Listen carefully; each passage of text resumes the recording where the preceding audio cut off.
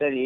இப்போ மொத்தமா அமௌண்ட் கேட்கறதுனால அமௌண்ட் தட்டுப்படா இருக்கு. இங்க ஆல்ரெடி கடன்ல இருக்கும். ஹாஸ்பிட்டல்ல வேற ஏய், போய் துட்டு துட்டு விஷயம் அவ்வளவுமே ஹெட் மாஸ்டர் தான். கரஸ்பாண்டன்ட்டுக்கு அதுக்கும் சம்மந்தமே கிடையாது. கரஸ்பாண்டன்ட் ஒன்லி பாலிசி மேட்டர் தான். துட்டு வந்ததில் அவர் தான்.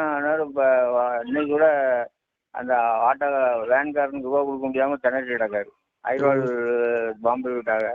10,000 ரூபா கொடுக்கணும், கொடுக்க முடியாமல் திணறி கிடக்காரு. அது துட்டு விஷயத்தை நான் தலையிட மாட்டேன். அவர் விஷயம் தான். ஹெட் மாஸ்டர் தான் துட்டுக்கு பொறுப்பு. ஏன்னா அதனால நீ அவங்க உங்களதான் சார் சொன்னாங்க. நீங்க அது தட்டி கழிக்க சொல்லுவாங்க. தட்டி கழிச்சிட்டு தட்டி கழிக்கிறதா சொல்லியிருப்பாங்க. தட்டி கழிக்க புரியல எனக்கு சார். ஃபைன் துட்டு வந்ததில் ஹெட் மாஸ்டர் நாட்டி பொறுப்பு.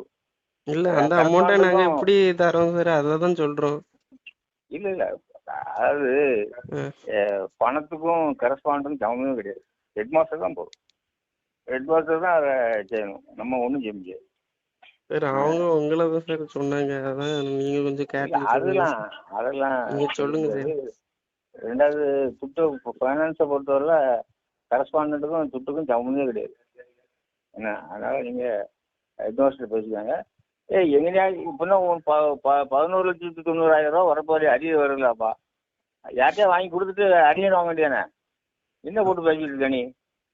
11,90,000 ரூபா அரியர்ஸ் வருது உனக்கு. ஆல்ரெடி இங்க 20 லட்சம் லோன்ல இருக்கும் சார். அதுதான் சார். அதுக்கு நான் என்ன செய்ய முடியும்?